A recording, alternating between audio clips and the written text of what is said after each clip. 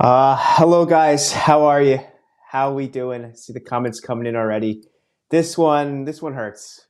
Ah, man. Roma played so good, didn't they? I thought they got off to a great start. Napoli put a lot of pressure on them. They were able to cope with it. They were able to pass out of the back, able to not really let any serious goal scoring opportunity against them. And Mourinho got it right for 80 minutes out of the 90. And Roma played very, very good. I think they showed a lot of determination to fight back. However, it's not enough.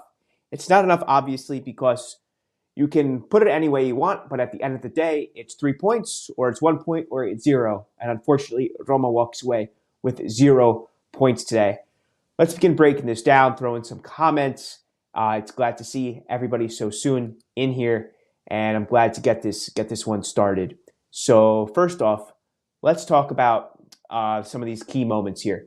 And Napoli get the first big chance. So Roma had a series of good, I think 3 out of their last 4 matches were clean sheets, which of course is a fantastic stat. But then 17 minutes in, Osimhen scores after a chest trap, puts it on his thigh, a volley, and scores home. Could Ibanez have marked him a little bit tighter? Perhaps. However, I won't take away the fact that Osimhen is becoming an elite striker, one that no defender, center back wants to play against. And that's because he can do anything. Osimhen is able to outmuscle pretty much anyone around him, if not by pure strength, by his size, by his lankiness, his ability to always get a body part on the end of the ball and strike it, no matter what. As you see, he uses his entire body there to get past Ibanez. Zalewski is in the area too, but I wouldn't consider him guilty, and I don't consider Ibanez guilty. Like I said, could he have done perhaps a touch better? Yes, I do believe that, because that's his job at the end of the day, is to stop whatever. But I won't take it away from Osimhen, and that is a great, great goal. 50th minute, El Shaarawy heads it after a Zalewski cross, very much as the goal will come. But instead, what was surprising to me is that El Shaarawy, instead of putting that across goal and a shot on target, is he takes it and crosses it into Abraham, and then it's saved. So he tried, I think, to be generous there, but the best move would have been for him to shoot that one at the goal, at the keeper there. In the 62nd minute, Roma has a chance, a few here, which come very quickly, and Cristante's header is saved off of the corner, and then Ibanez gets a clear shot, and that one is blocked, and that goes out for a corner. And then after that corner, there is a 3v2 with Chucky Lozano spearheading it through the center of the pitch. He's got Kabara to his left, and Kim, the center back, who's booming forward to his right. And instead of passing to either of them, he takes the shot. It's a really strong shot, which Rui Patricio did a really good job of saving there. So top looks for Patricio there to get a hand on that, and he puts that over the crossbar, which was a difficult one to make. I thought Chucky should have done a little bit better. He should have been definitely shooting at the corners there. And then the goal comes off of Zalewski, puts it across, a nice, I would say about 35-yard cross there. And El Shaarawy makes no mistake. He gets off the shoulder of the center back there, or the right back. I think it was Ramani, and scores. It was a wonderful goal and great build-up at a moment where Roma were showing relatively little, as far as they weren't like peppering the net or getting a lot of opportunities, but it was very well orchestrated there. And it shows you this classic Mourinho ball where you don't need too many chances and you get, let's say, 1 out of 3. One is a goal, and that's good enough. And Roma could have had another towards the end after Napoli scored the second, after Simeone scores. And then it's just, I think Meret gets to it first, but that was a Pellegrini through ball in there. And let's take a look at some comments now. So thanks, everybody. Mourinho should have parked the bus, and I agree with James here. And we'll be getting to that in a little bit. Best win, best game of the season, Modin says here. Totally. Such good football, for sure. I'm not sure what courage means here. Napoli just got lucky.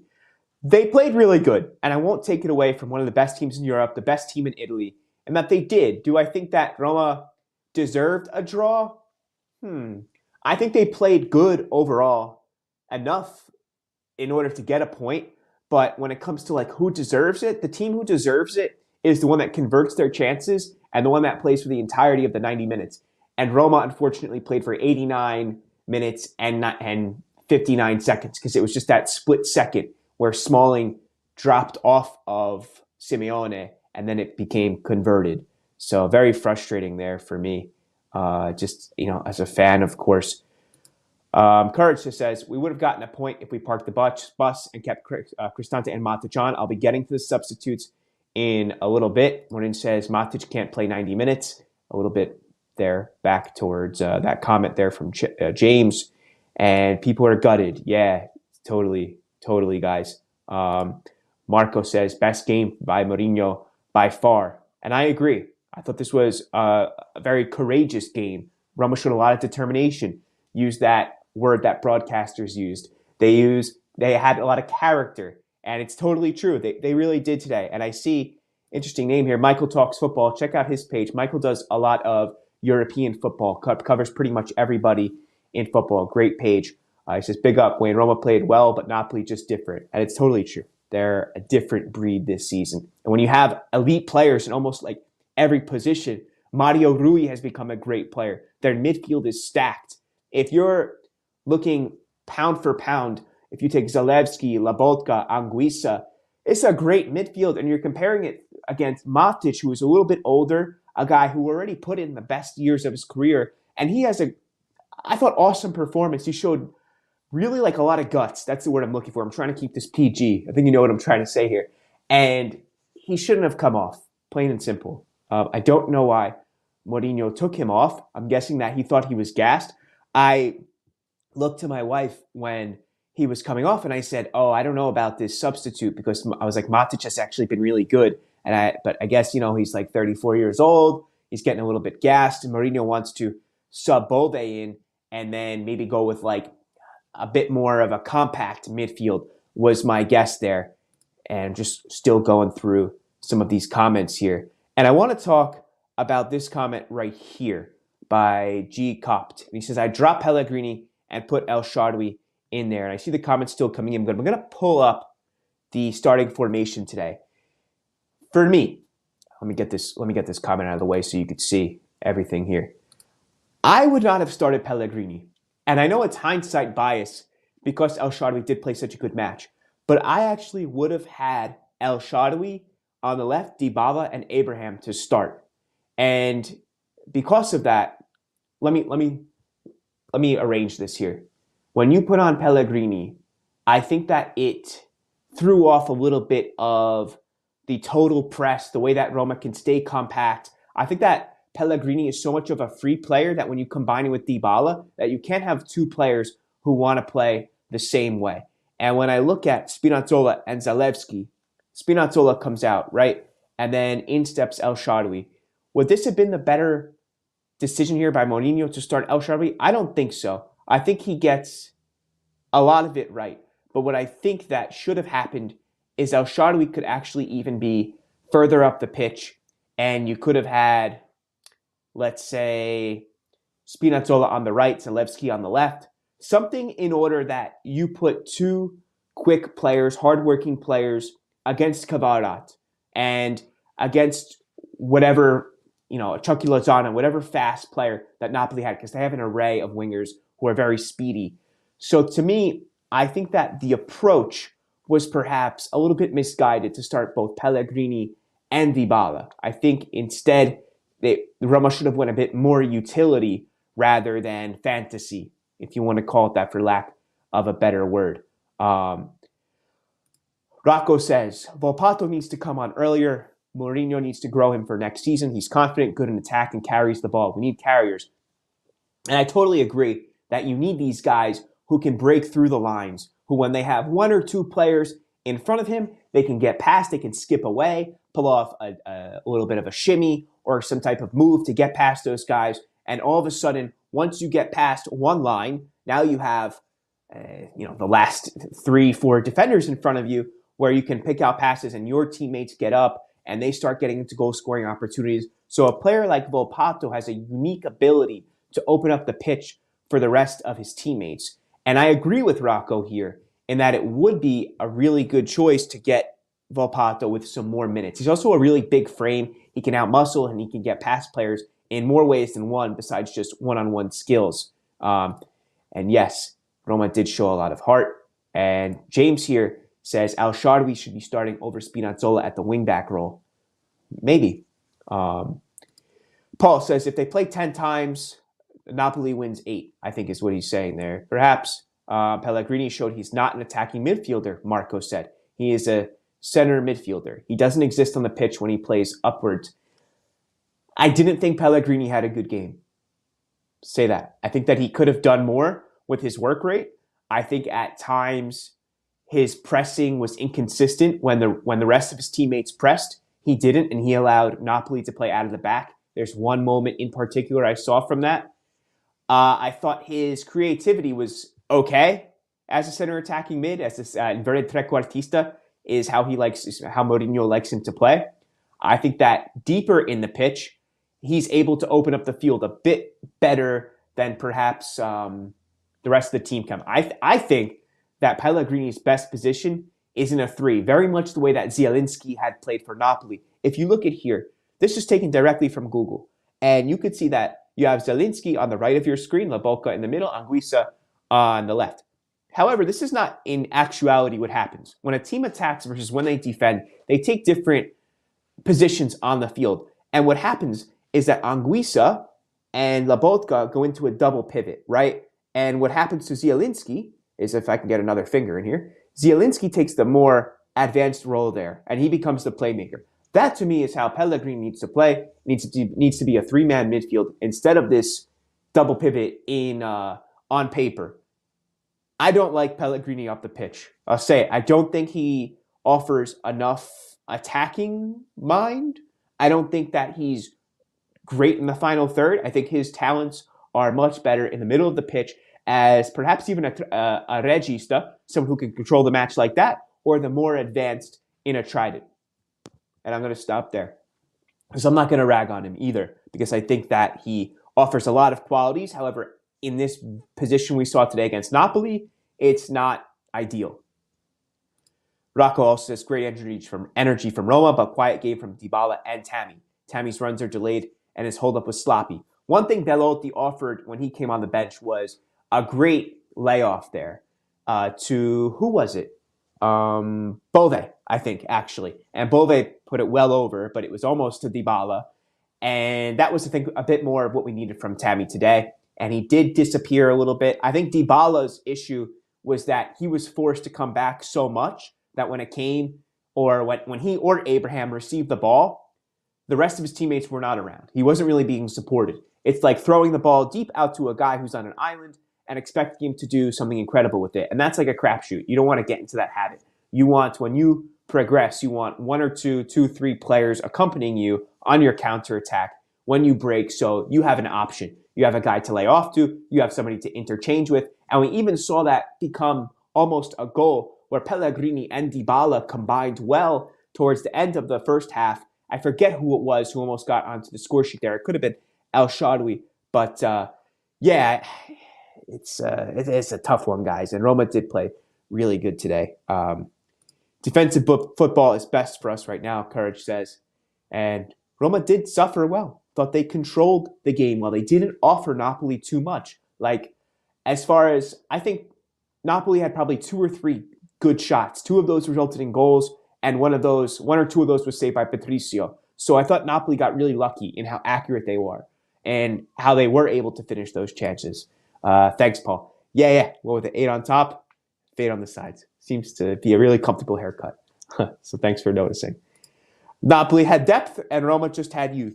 This was the difference maker in this match, Vincent says. Zaniolo must be sold, and we need more depth in this team immediately. Let's talk about Zaniolo for a second, guys. This has been hanging over the club. Pinto says it, the manager says it, and now the fans say it. I'm blocking out my face for a second here. This banner here, Striscione, was put over one of the main roads in Rome, and you can actually see on the bottom right there the Colosseum.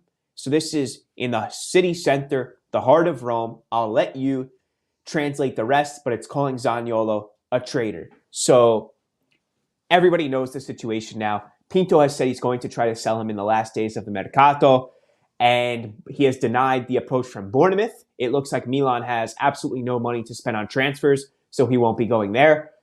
I don't know if there is a great solution for Zaniolo right now, but I'm also understanding that he will be frozen out if he doesn't choose a team. It's time for him to go once the fans have turned against you in this sense. Like, really, like, that's it, brother. You gotta go. Okay, Zaniolo, pick your poison now. Choose your career path because it's no longer in Rome. And that money dramatically helps this team. And that was the difference today. Somebody just pointed it out that Napoli had depth, quality, top players to bring on. Raspadori, Simeone, which is insane to think that they have those guys on the bench. And Roma bring in three guys from the youth team, Tahirovic, Bove, and Volpato. And when you want to face the best team, those are the big difference makers, okay? And that's the truth, is that if you want to win these big games, oftentimes it comes down to the quality of your depth. Are you using young guys or are you using winners and people who are in the middle or upwards, the beginning of their career where they're like just about to hit their prime, like Raspadori. He's about a year and a half away from hitting his prime. He might even be in it right now. Simeone, same. These are quality signings that they have on their team. And it stinks because the guys come in and they're going to receive some blame. Some of the youth team guys, they're 19 and 20 years old, and Zalewski's still on the pitch. So, like, the average age of Roma at the time where Napoli scores the second goal is probably like 23 and a half years old. It's nuts. But back to the starting formations here. Look at this lineup. Just the quality. Think pound for pound. Anguissa, Lobotka, Zielinski, Lozano, Osimhen, Kvaratskhelia. That's a tremendous starting lineup, guys. So, coaching-wise, Mourinho did a very good job, I thought. I think that he got this to a T. Spalletti has beaten him many times throughout his career. He is very much Mourinho's kryptonite. Mourinho only has one win over Spalletti going into tonight, and that was when Mourinho coached Inter and Spalletti coached Roma, of course, and that was back in 2008. Crazy stat for you there. Let's look at the stats. Speaking of stats, shots equal 11 for each. Shots on target, Napoli get double, 6 compared to 3. Possession, you expect Roma to have less than 45%. 43% is about right, even perhaps a touch high. Roma's usually hanging out around 40 to 41% possession. Passes, well, team who possesses more is typically going to have more passes there. Accuracy, Roma not very accurate. And this is typical when a team plays a lot of counterattacking because the movements are not lateral, but they are up the pitch, they're vertical. And when you play vertical ball, you're going to have less accurate passes because you're being pressed more. Yellow cards, Roma pick up a couple, but not really too many. I thought the officiating was very good tonight. He let the boys play, and no red cards, and no offsides, actually, which is profound. It's a very interesting stat there. I wonder last time neither team had any offsides there. And we look at the starting lineup here, and we get Napoli, of course, still in first, and they're way in first, 13 points ahead of second place Inter Milan. But then you see it's neck and neck for, if I get the banner out of the way, you can see where Roma is. Let me get the ticker off. And you see Roma's in sixth, but even all the way up to third, Lazio stall again today against Fiorentina. And so not much tangible ground is made up, just a point. So Roma headed into this one tied on points, but now just a point. And Milan suffer against Monza with a big loss there, and Atalanta just they keep doing pretty good, but even they were stalled today. I'll get you the rest of the results right now around the league. So that's Lazio and Fiorentina 1-1. Bologna beat Spezia. Lecce lost to Salernitana. Empoli tied Torino 2-2. Inter beat Cremonese. Atalanta took care of Sampdoria 2-0. And Sassuolo put 5 against Milan. So that's 14 goals that Milan has let in their last 4. Not looking good. But guess who scored a really nice goal? Fratesi. Yeah, I thought he played really good, as did Berardi. And I don't know, no respect to Sassuolo, but I don't, how long is Berardi going to stay? Is he just, getting money under the table at this point? Are they no, it's cool. On the books, you get paid too. But Berardi, just chill. I'm going to get you a private yacht one day. Don't worry. Just hang out. But I really shouldn't talk about those things, should I? That's not a good look. Agreed, we need more depth. Matic, Cristante. They did good today. They sure did. In a copia, the two of them who they haven't been as dynamic as we might want, but they did a good job today, didn't they, the boys? I'm going to keep getting to more comments. Keep writing them in, guys. Vincent says, I don't think we should be slamming Pellegrini too hard. He's our captain and everyone has bad moments. So I think that the argument here, Vincent, is not that he's having a bad moment or two, but that he doesn't really fit as this winger, this inverted trequartista in the lineup, and that his talents are actually further down the pitch, and that he should have been somebody who's like in a midfield three, was what I think he should be, or even a little bit further deep. I'm going to keep looking through these comments. I hope Tammy's fine, Siddharth says. Yeah, he pulled off with a little bit of an injury, so hoping Tammy is fine as well. This is, if HH is correct here, that Napoli have 18 goals from their bench, and I don't doubt that. That could very well be true. That is a profound statistic. I would wager that Napoli has the best bench in all of Europe. That is absolutely just wild today. G Cup says Dybala was playing an 8 today. So much defensive work, but we really needed him offensively. All because of the Matic and Cristante double pivot. And Dybala will be criticized by some people on Twitter or social media, whatever it is today. But the reality is that he did have to play like a number 8. He was coming back quite a bit and having to break up some of the plays that Napoli were trying to do because they could put so much pressure onto the attack. My quest? What do you mean, Paul, by quest? Bove is good, but Tahirovic was not. I don't know, Marco. Like, for me to look at that sample size, 10 minutes, they get thrown into a game, immediately a goal comes. Those guys were put in to be defensive anchors, but it just didn't work. Once that goes in from Simeone, it just throws the whole plan out the window. So I can't really criticize the young guys too much. I thought it was strange, but I think it shows the actuality of the depth that Roma does have on the bench, that Mourinho felt like Matic was getting tired and Cristante was starting to burn down and that we needed somebody else to come in there.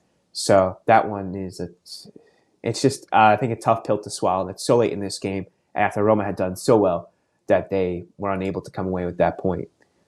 Rocco says, we don't have enough agile players who can move the ball. We rely on Dybala to do too much.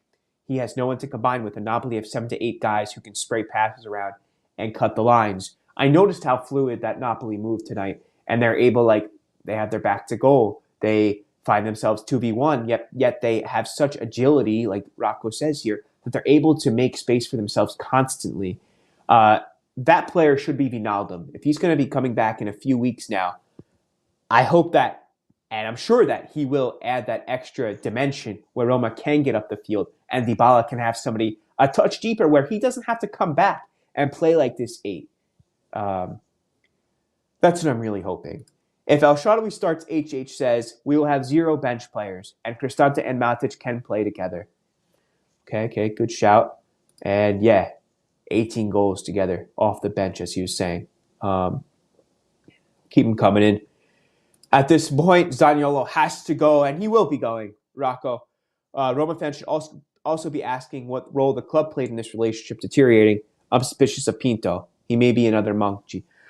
I don't think so. I think Pinto is a much more capable sporting director here. I think Monchi is somebody who rode on the back of his flips, his plus Valenza, the way that he was able to sell players for a lot of money, like Sergio Ramos, for instance.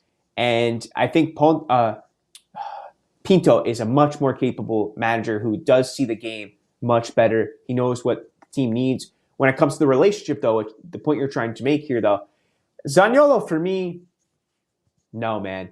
Like, the team had your back. The club had your back. Your manager had your back. All the fans supported you through 2 years. Not 1, but 2 ACL injuries.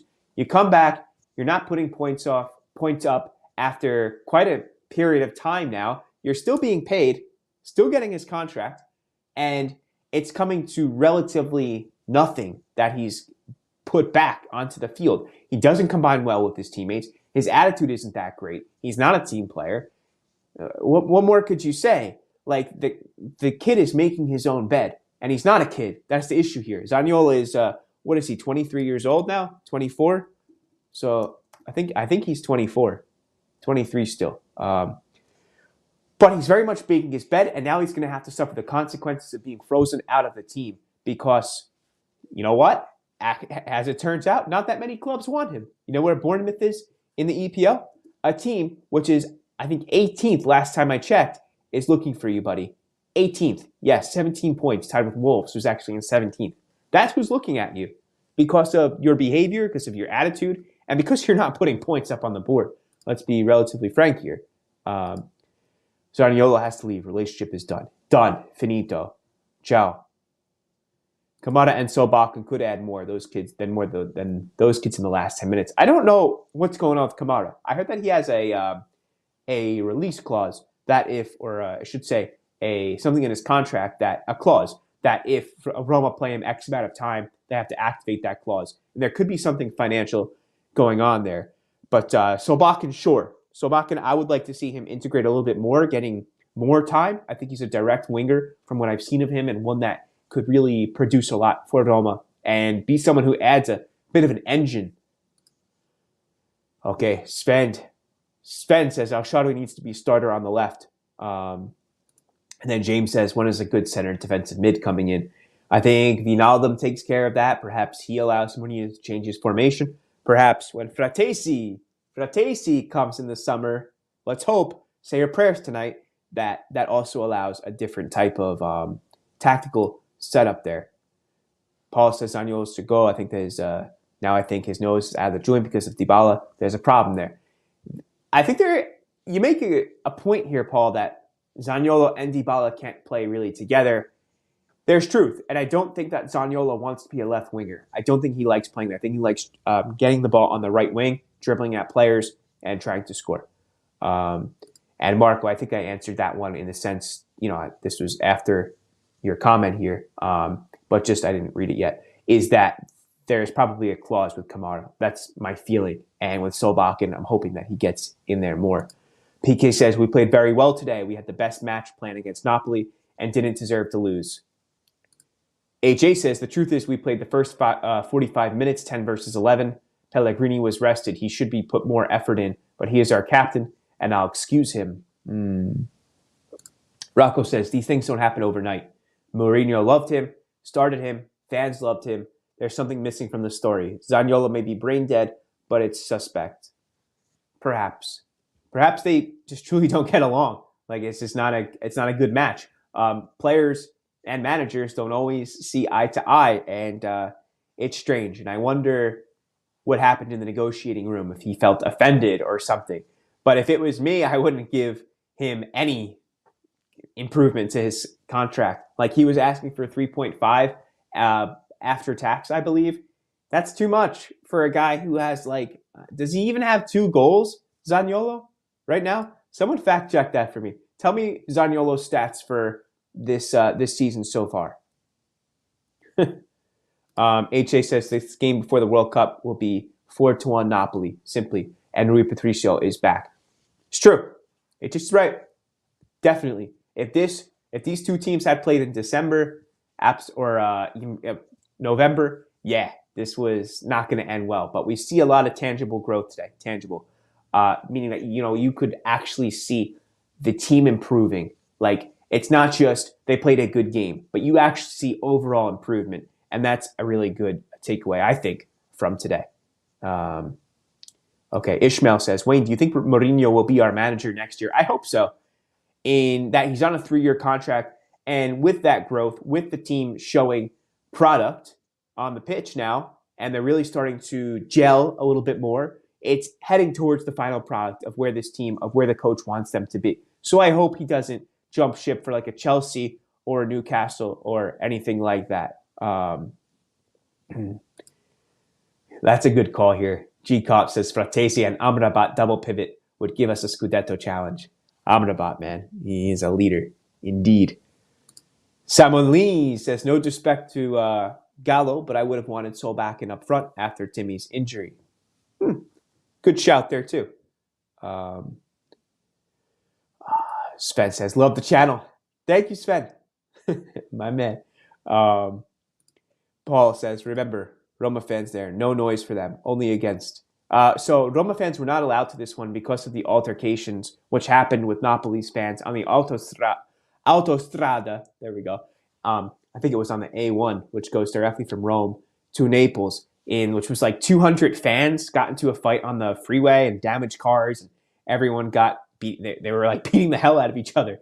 Not stuff there. But yeah, Roma fans are not allowed to away games for, I think, quite a bit at this time. Guys, keep the comments coming in. I'm going to go through some comments here. I'm going to translate them as we've got the Mourinho press conference in Italian right now. Let me see if it's in English so I could not have to translate on the fly. If it's not, that's okay, though. Throw a like up as well, and thanks for joining. So, yes, I've got this in English. That makes this a bit easier. Okay, Mourinho says, we played really good football from the first minute. There was a period, 10 to 15 minutes after Osimhen's goal, when we felt the injustice of going 1-0 down. Aside from that, the team was always in control, pressed high, recovered the ball, defended well. If there are games where you can lose and emerge feeling more confident than before, it might seem a contradiction, but this was one of those games. We are certainly the side that made Napoli suffer the most and made the stadium feel empty in an extraordinary atmosphere as we scared them. I leave here more confident, seeing our 3 substitutes at the end were 3 kids who last season were playing on the plastic turf. It makes me so proud and happy. Sometimes football is unjust. Sometimes the team that deserves it the most loses. At times we won without deserving, but today I think we deserve to win the game. I am sad about the result. You cannot smile too much when you lose, but with full hearts, we move on. And then you could see the two of them hugging, Mourinho and Spalletti, and then he was asked about what they discussed during that moment. And Mourinho said, I thanked him for the birthday present he gave me before kickoff. I haven't had the chance to open it yet. Receiving a gift from a colleague before a game is always nice. And Mourinho turned 60 this week. That's why he got him a little gift. I repeat what I said yesterday in his press conference. And even more so because this is a team that has the star of champions shining over them at crucial moments. I know that star. I have won 8 league titles, and then there are tough moments. That star shines over you. This season, that star is there for Napoli. And then he was asked a little bit about how if Simeone represents the strength and depth that Napoli possess. And then Mourinho then he looks again at the youth and his options that he's able to use, such as the players that he has injured. And he says, Pellegrini has not trained with the squad for 2 weeks. He only trained separately. Made a sacrifice to play today. He was not in good shape, and you could see he was not sharp. So there, he kind of goes along with what we were talking about, Pellegrini not being sharp today. And the coach, the manager here, gives us why. Because he hasn't been training. He's been sick. He says that I always said that with 1 game per week, we can be a very good team. The problem is trying to play like that 2 or 3 times a week. That becomes a problem. Then they was asked about how Roma actually did cause a lot of problems for Napoli with trying to evade their high press and aggressive approach. And he says, Napoli have incredible quality in the opposition half, so we accepted the risk of facing them and knew that they would not like the high press. Osimhen is so tough to play against. He's an incredible, tough player. But if he does move to England one day, then he has to change. The people accept this sort of attitude in Italy. And then he was asked about Tammy's injury here. And he says, first of all, I don't know if it was an injury or fatigue. I want people like that who want to play for Roma, who push through pain and fatigue to play. When you are not happy in a family situation, you have to leave. You have to find a solution. Family is for those who want to be here. Ooh, doesn't that ending comment here, a bit of a sword. You can feel the sharpness coming off of that one. And I'm going to make that a banner. Ooh. Jeez, moo. And you know who that's directed towards. Family. And you can see that this team, they are becoming a family. They fight for each other. They get into it, man. Great channel. Share with my Romanisti. Thank you, Wayne. Yeah, absolutely. Thank you for joining in. You know, I appreciate you guys a lot. And this means a lot to me. I love doing this. This channel needs to grow. Yes, share it. Come on, get them in. Recently, a couple people have asked me why I don't report a lot of transfer news. And the reason why is because so much of it is nonsense. And I don't want to waste your time. I'm not going to put reports about players who, Tutto Mercato Web, put out a report, oh, Roma linked with this guy. So what? Do you know that these people are paid because the advertisement, when you click on that link, they get money. So it's in their interest to create stuff up. And I don't like creating drama around the club. There is this harshness of the Roma radios and the media that surrounds. It's so much of a circus, and TV people, social media guys on the radio, and they put like an unnecessary stress on the players. I never want to be that. I don't want to cause controversy around the club. Not at all. There's a lot of English-speaking fans who support Roma, and I know that when you put stuff out there, it just adds to a negative atmosphere. I don't want to do that, guys. Like, I want to be somewhere where I represent something positive about this club. And what I see now is very positive because they are fighting for one another. And there's no reason to, yell about this player or that player that they're not doing. Because I saw 11 guys on the field today fight for one another. Naveen says, great game today. So many positives. If our defense was a little bit better like it used to be, we would have won. And it stinks. It's that split second that Smalling just moves off of Simeone. I'm not sure what happened there. I think he got a little bit confused, or he wasn't expecting that pass to go. And I'm going to be thinking about that one, the next couple of days as the week goes on. A couple more stats I'm reading through here. Thank you. Rocco says, Wayne, it's true Zan's stats aren't good, but let's not kid ourselves. Informed Zaniolo could be a superstar. If you can't invest in a guy like him, then I don't know what to say. Pinto, I'm watching you. Fair enough, Rocco. There we go. We are the team that made Napoli suffer the most. We scared them all. Tonight we played in a stadium that seemed empty to us. I like that one too, Siddharth. Lots of positives, guys. We've got the Milan derby coming up next week. Inter versus Milan. Let's see what happens. Maybe they get a draw, and Roma could even make up some ground on second place Inter if they come away with a win. As Roma play Lecce. And yes, as Sven puts here, Roma should be able to get 3 points out of that for sure. And yes, guys, please send this to all your Romanisti friends. Put it on Facebook. I think Facebook actually has been an underutilized tool, and I'm going to start developing that a little more as well. I'm also going to try to get this out on podcasts too and start to strip this audio, and which will be really cool because it's a little bit more accessible as well. People are on the subway or whatever listening to pods. So HA says, used to play the game, transfer news being clicks, and grow the channel. And that's like my conflict.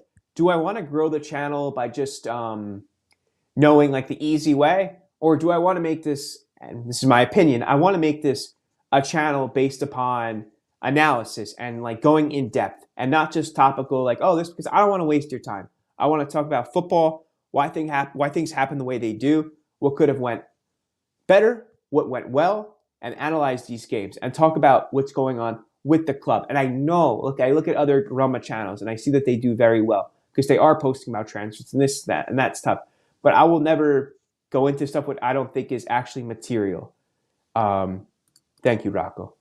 I don't, I believe in responsible journalism. I went to school for history, and when it comes to research and things like that, you need fact. And when you don't have fact and you just get chiacchiere, there's not much to that.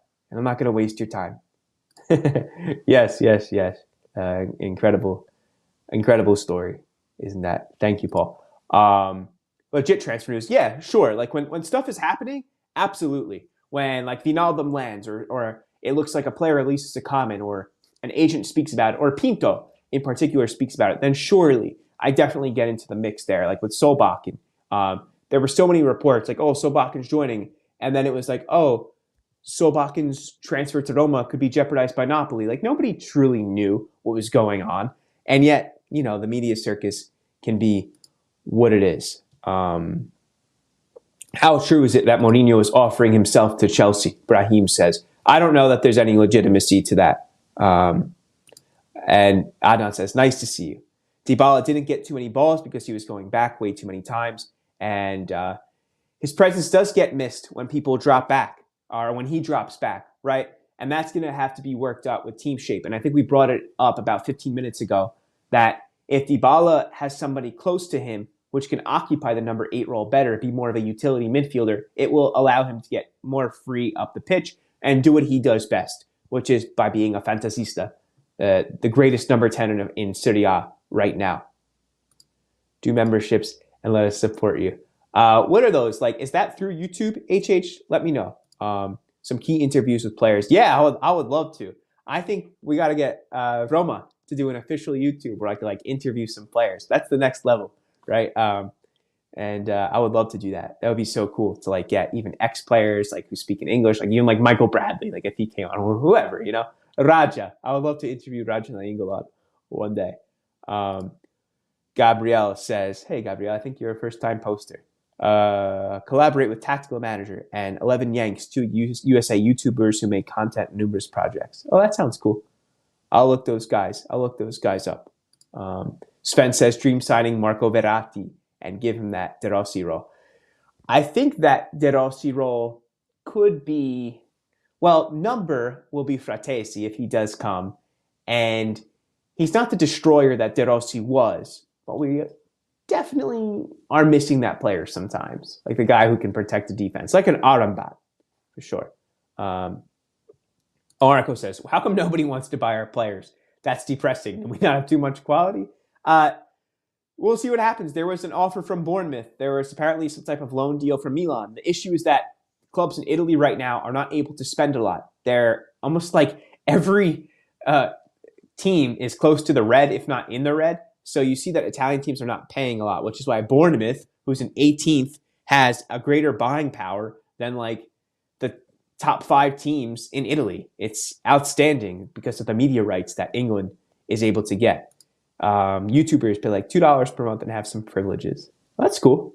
I like that. Maybe in the future there's something to do that. But if I do that, at least for the first 6 months or a year, I will donate anything that is paid to me. So if I do end up doing this I will definitely support that to like my local animal shelter or an animal shelter in Ukraine, things that I like to support. Because I think that would be very cool, I think, in the future. Thank you, Paul. Thank you very much.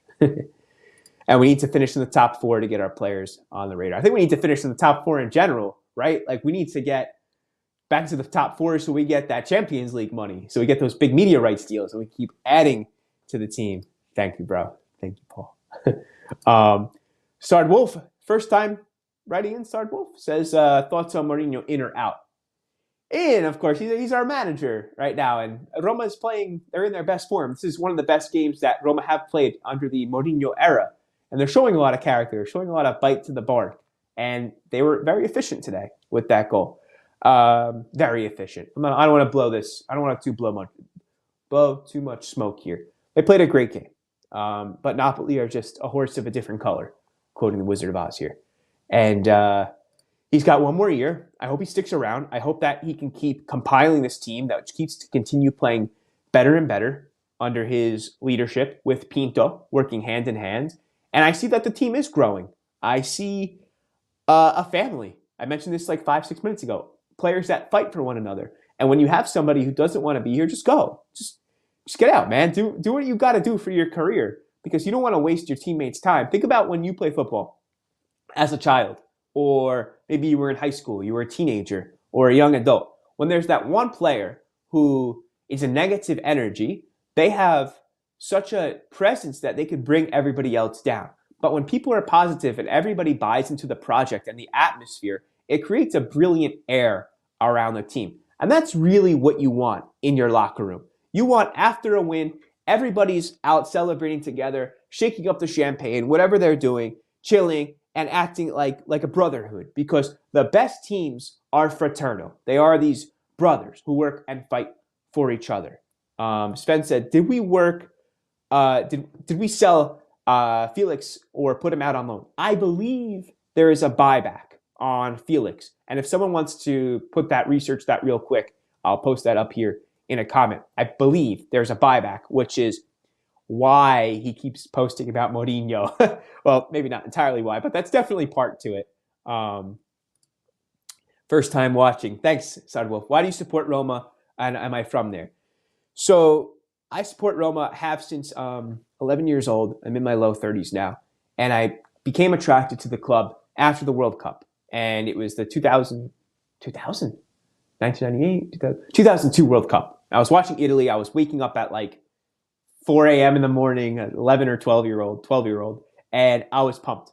And I just bought entirely into, I didn't know about these teams. I didn't know about Serie A or the Italian League or anything of that. But I did know that I was somewhat familiar with these teams because I watched them when I was like 4 and 5 years old because we had Rai. I didn't know that, that's what football was to me. It was Italian football. I only knew these teams, whether it was like the team in the black and white stripes or the blue team, whoever it was. I was watching football, and it happened to be Italian football from a very young age. And as I grew up, I just became obsessed, like over my head. This is who from the fans to Totti, Montella, Cassano. I wasn't just a Totti fanboy, and that's okay. I mean, he's brought so many fans to this club, but for me, it was about every player, and Totti was my hero. And there were other players to add to that, as like Montella, also somebody I really looked up to. I actually got to meet him a few years ago, and I got to meet Totti too, actually. Cassano, so I loved watching them together.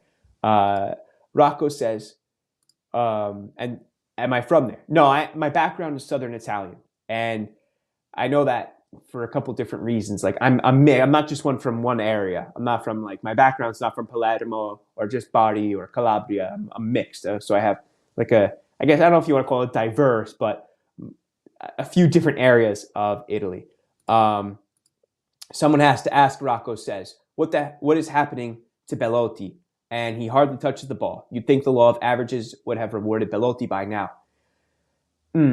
I wonder if Belotti ever truly recovered from those ACL tears as far as his agility and I guess agility is the right word. I'm thinking if he's able to pick up his leg in the same way that he used to and able to get onto the ball the way that what we saw Osimhen do today and score the incredible.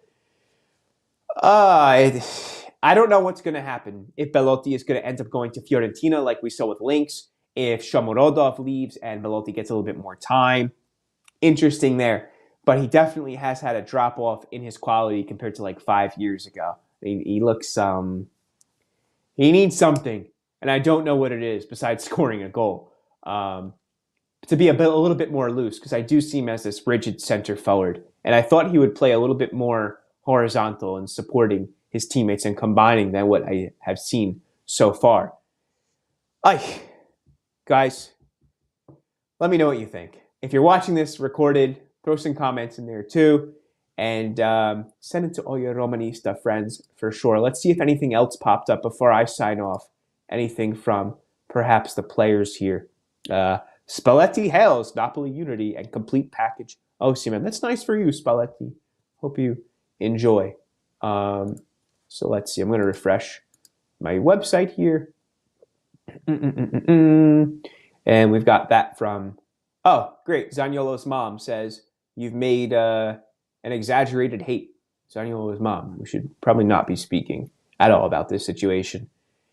And let me tell you about what Pinto has said in the last day or two here. Let's see what's going on in this. I know that Pinto came down a little bit on Zaniolo. I'm going to try to translate this from Italian into English. Pinto spoke to Dazin. Is it said Dazin? Am I pronouncing this correctly?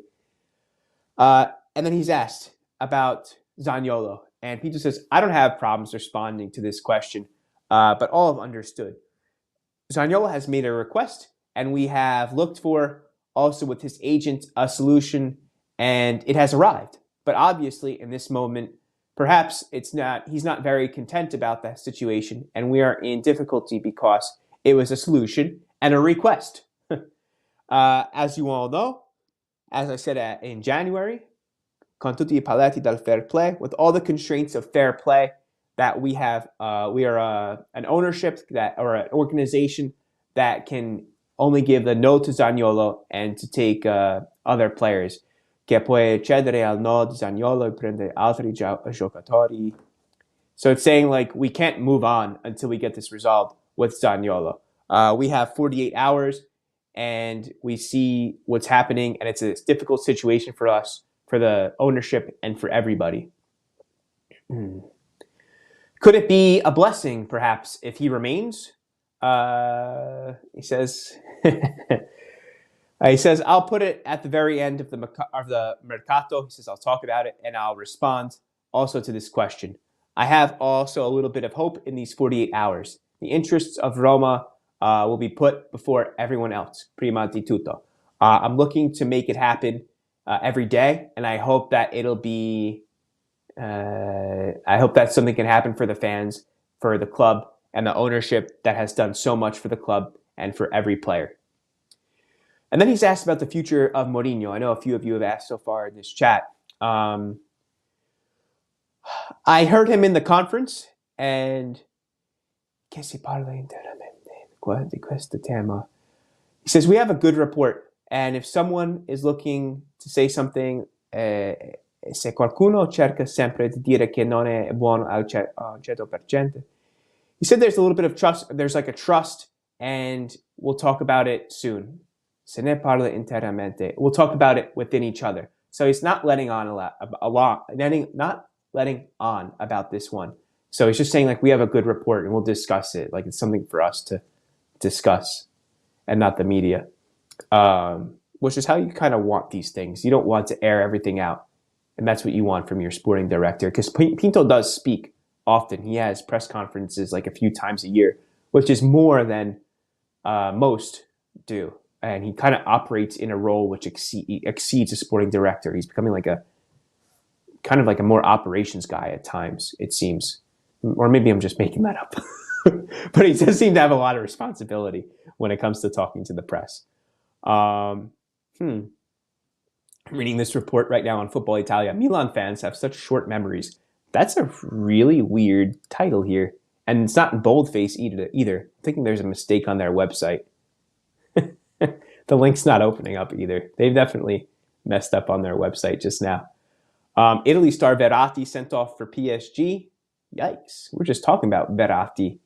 And did you know that since Monza beat Milan today, do you know about Berlusconi's agreement with his players and the bus full of you know what? If you don't know what I'm talking about, just look up Berlusconi joke with Monza players. He's a nut, man. Sven said Belotti had some good hold-up play. And he did, yeah, in a few minutes. He had that layoff to Bove. Marco says, I'm so old, I remember watching Conte versus Maradona when I was a kid. Do you really? Marco, I thought we were roughly the same age. That's awesome. Wayne, I'm telling you, Pinto is not completely innocent here. Yes, bye-bye Zaniolo, but mark my words, it shouldn't have been allowed to get to this point. That's partially on Pinto.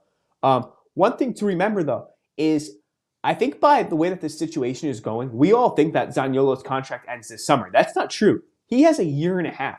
And if he wants to sit the bench for a year and a half, that will be detrimental to his career. It's not a solution in the least bit. Of course, by the summer, he'll surely be gone or it'll be resolved and the contract will be figured out by then. I'll answer this one last question here. Youssef says, what do you think of the changes at the end? Mourinho played the only cards he had, which was young guys. I think Matic should have been kept in, but perhaps Mourinho saw that he was getting gassed. Matic was top 3 players of the day on the field between, I think, both teams. So I'm thinking that Mourinho saw that he was starting to fatigue, and the substitutions wouldn't be criticized as much if it ended there. But the issue is that it didn't, and it will be left up to criticism. And it's a defensive mistake in a defense that's otherwise been one of the best in Europe. Going on, guys, we've got a good week coming up. Let's get you the schedule here. Okay, for Roma. Schedule. Lecce is on Saturday, February 11th at 12. And before that, we have Empoli, Saturday, February 4th, also at 12. It's Saturday. So 2 Saturdays back-to-back at 12 p.m. New York City time, 6 p.m. Italian time, or 1800. And then the following we've got Verona, February 19th. That's at home. That'll be 2:45 p.m. And then we've got Cremonese versus Roma. And then we end February there. And March begins with Roma hosting Juventus. So we have 4 games, 4 Serie A matches, which Roma should win. And if you get 4 out of 4 of these, that would be the way, man. That would be some really big stuff. And even into March 12th, Roma face Sassuolo. So 5 out of 6 of these, I'm expecting Roma to win. And the expectations are for them to win. Let's put it that way.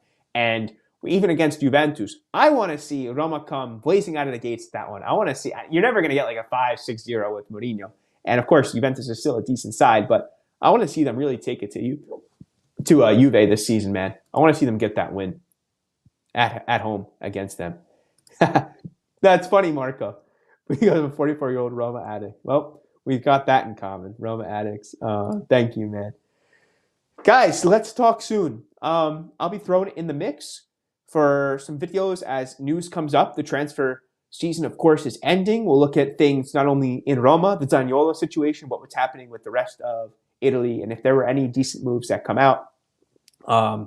And thank you so much, guys. Thanks for tuning in and giving me your time. If we win the upcoming games, it looks really good.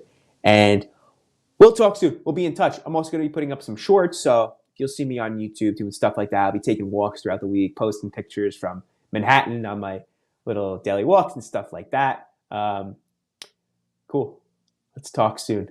Ciao.